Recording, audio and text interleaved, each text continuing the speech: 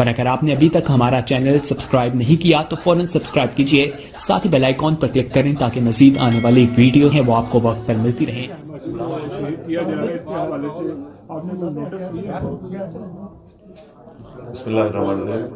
देखिए जी, सबसे पहले तो सिंध असम्बली के अंदर हमारे जो अमीर हैं कराची के भी और MP जनाब मुफ्ती मोहम्मद कासिम फ़खरी साहब, उन्होंने वाज़ेह तौर पे मौक़िफ़ दिया है कि कोई बंदा ये तसव्वुर भी ना करे कि इस तरह मस्जिद पे हमला होगा तो हम खामोश तमाशाई बन के देखते रहेंगे।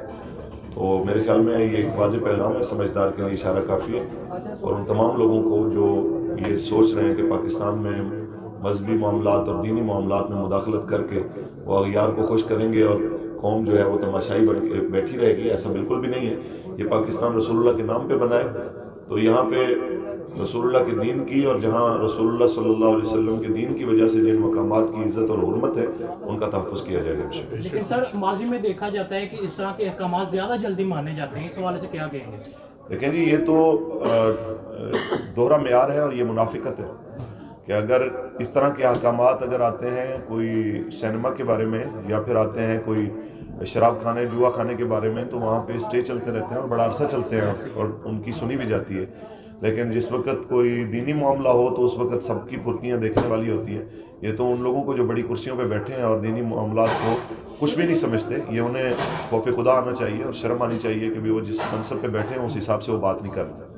आज आपने UC 93 के ऑफिस का इफ्तिताह किया, तो क्या ये किस किस जगह पे आप कर रहे हैं? पूरे पाकिस्तान में, पूरे पंजाब में? देखिए जी, पूरे पाकिस्तान में जिस तेज़ी के साथ तहरीक लब्बैक या रसूलुल्लाह का काम बढ़ रहा है, ख़ास तौर पे अमीर मोहतरम की रिहाई के बाद, तो वो अपनी मिसाल आप है। बल्कि पाकिस्तान की तारीख़ में आप कोई भी किसी भी जमात की इस तरह मकबूलियत की मिसाल नहीं दे सकते जिस तरह अल्लाह ताला ने तहरीक लब्बैक पाकिस्तान को इज़्ज़त अता फरमाई है।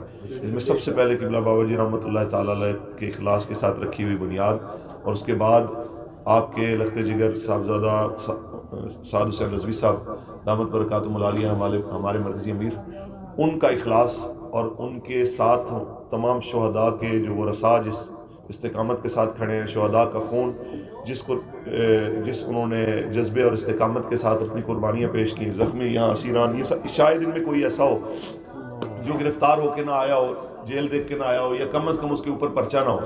इन सारी चीज़ों के बावजूद आप देखेंगे इनके चेहरे बिल्कुल मुतमईन है, ये अपने मिशन के ऊपर बिल्कुल गामजन है।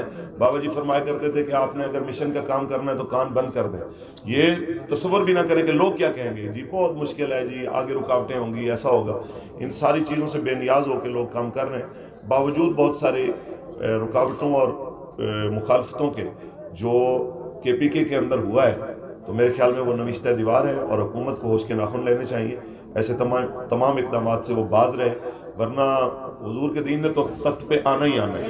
हम उनको मोमिनाना मशवरा दे रहे हैं, तहरीक लब्बैक पाकिस्तान की बढ़ती हुई मकबूलियत और हुकूमत वक्त की गिरती हुई मकबूलियत, ये इस चीज़ की निशानी है कि कौम अब कोई भी नाम निहाद जो तब्दीली जिसमें सिर्फ और सिर्फ वादे हों, नौकरियों के, घरों के, लेकिन उसके अंदर हकीकत में कुछ ना हो, उनसे बिल्कुल सैराब हो चुकी है, बिल्कुल सैर हो चुकी है। अब कौम जो है वो हकीकी मानों में रसूलुल्लाह का दीन चाहती है, हकीकी मानों में अदल व इंसाफ का दौरा चाहती है, हकीकी मानों में वो कायद का पाकिस्तान चाहती है जिसका नारा था पाकिस्तान का मतलब क्या, ला इलाहा इल्लल्लाह, दस्तूर रियासत क्या होगा। सर जी, इत्तेहाद की बातें की जाती हैं, उसके वाले से भी क्लियर कर दें कि जी तहरीक लब्बैक इत्तेहाद करेगी, तो उस वाले से क्या कहेंगे आप?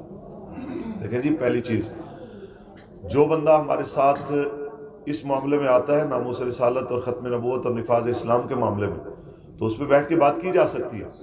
लेकिन जो बंदा इस पे खड़ा ही नहीं होता तो उसके साथ क्या इत्तेहाद हो सकता है?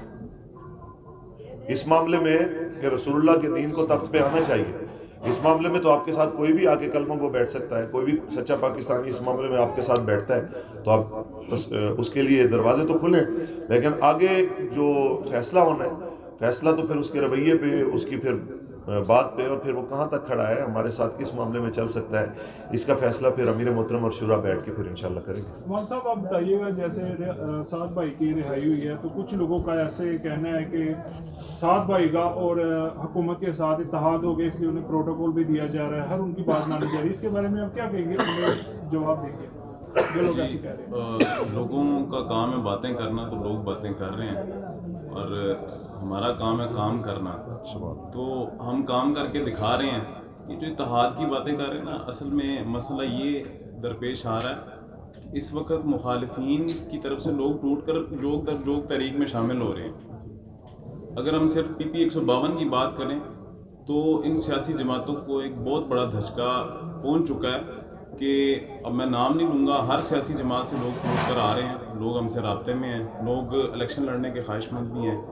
تو میرے خیال میں یہ فیس سیونگ کا صرف ایک ان کا سمجھنے کے ایک نظریہ ہے کہ اپنا فیس سیونگ کر رہے ہیں کہ اس طریقے سے، لیکن یہ ان چیزوں سے بچ نہیں سکیں گے. یہ اپنے نیچے لوگوں کو یہ تاثر دینے کی کوشش کر رہے ہیں کہ ٹی ایل پی کے ساتھ اتحاد ہو گیا ہے تو ہم شاید بچ جائیں گے. ایسا نہیں ہے. ٹی ایل پی انشاءاللہ جیسے علامہ صاحب نے فرمایا نا، ٹی ایل پی اپنے مشن اور نظریے پر مکمل پورے اعتماد کے ساتھ کھڑی ہے. ہاں اتحاد کی بات ہو سکتی ہے ان کے ساتھ جو اس نظریے کے ساتھ کھڑے ہوں. قبلہ امیر محترم نے بھی یہ اپنے خطاب میں فرمایا کہ ہمارے دروازے سب کے لیے کھلے ہیں. وہ سب کون ہیں؟ وہ سب وہ ہیں کہ جو طریق لبیک یا رسول اللہ کے مشن اور نظریے کے ساتھ کھڑے ہوں. ہمارے پاس کسی چیز کی کمی نہیں ہے. حضور علیہ السلام کے غلاموں نے جو قربانیاں دی ہیں وہ کسی سے ڈھکی چھپی نہیں ہیں. تو میرے خیال میں ہمیں کسی اور طرف دیکھنے کی ضرورت نہیں ہے. میں اپنی ذاتی بات کروں تو میرے لیے کوئی اور سیلیبریٹی نہیں ہے. میرے لیے میرا کارکن، ہمارے ورکر، یہ سب سے بڑی سیلیبریٹی ہیں. تو اتحاد کی جو باتیں کر رہے ہیں وہ بیسیکلی اپنا فیس سیونگ کرنے کی کوشش کر رہے ہیں، اس کے علاوہ اور کوئی معاملہ نہیں ہے.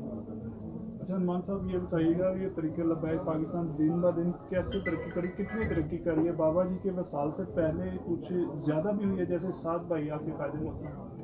دیکھیں یہ تو قائد ملت اسلامیہ کا بھرپور اخلاص جو رہا ہے وہ ساری دنیا نے دیکھا. پھر جنازہ بھی دیکھا، اس کے بعد جنازے کے فوراً بعد مرکزی امیر محترم سعد حسین ندوی صاحب کی اتنی طویل اسیری، اور اس اسیری میں ان کا ڈٹے رہنا اپنے موقف پر اور 1 انچ پیچھے نہ ہٹنا، اور اس سارے عمل کے دوران تمام ذمہ داران کارکنان کی مطلب بہت بڑی قربانیاں، اس کے بعد جو لانگ مارچ ہوا اس میں قربانیاں دیں. آپ حکومت کے آپ عزائم جانتے ہیں کہ وہ تو مستقل طور پر پابندی لگانے کی خواہش میں تھے، لیکن اللہ پاک کی خفیہ تدبیر کچھ ہو رہی تھی. اللہ پاک نے ہم پر کرم کیا ہے، اور یہ یقیناً قائدین کے اخلاص کے بعد کارکنان کی شب و روز کی محنت ہے جو طریق لبیک یا رسول اللہ کو اتنی ترقی اور اتنی سلامتی مل رہی ہے. تو یہ صرف اور صرف ہمارے کارکنان کی محنت ہے. انشاءاللہ ہم اسی پورے اپنا زور و شور کے ساتھ اپنی محنت جاری رکھیں گے.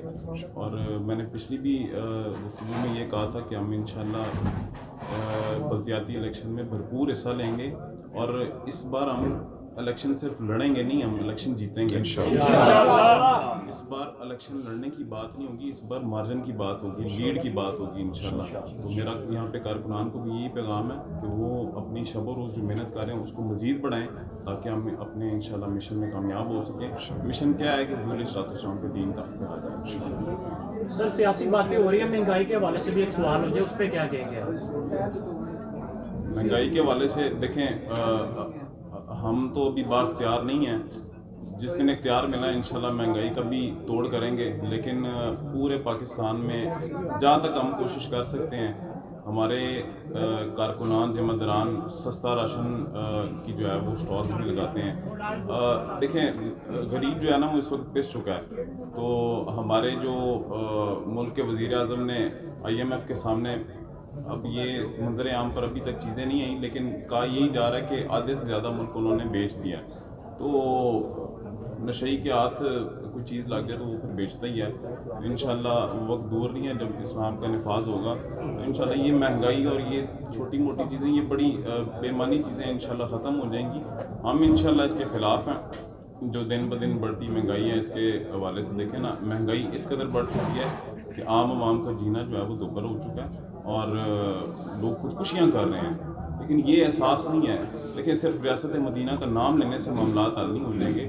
ریاست مدینہ کا نام بھی ایک مخصوص ایجنڈے کے تحت لیا جا رہا ہے. نام ریاست مدینہ کا لیا جا رہا ہے، لیکن کام ہر کام جو ہے اس ایجنڈے کے مخالف کیا جا رہا ہے، اس نظریے کے مخالف کیا جا رہا ہے. تو انشاءاللہ مہنگائی کا بھرپور توڑ ہم ابھی اختیار میں نہیں ہیں تو ہم پھر بھی کر رہے ہیں انشاءاللہ. جب اللہ پاک نے ہمیں کوئی ذمہ داری دی, اختیار دیا, تو انشاءاللہ مہنگائی کا نام و نشان نہیں رہے گا. اسلام جب دین تخت پر آئے گا تو ہر مسئلہ حل ہو جائے گا انشاءاللہ. سر تحریک لبیک پہ فنڈنگ کا بھی الزام لگایا جاتا ہے, اس حوالے سے کیا کہیں گے آپ؟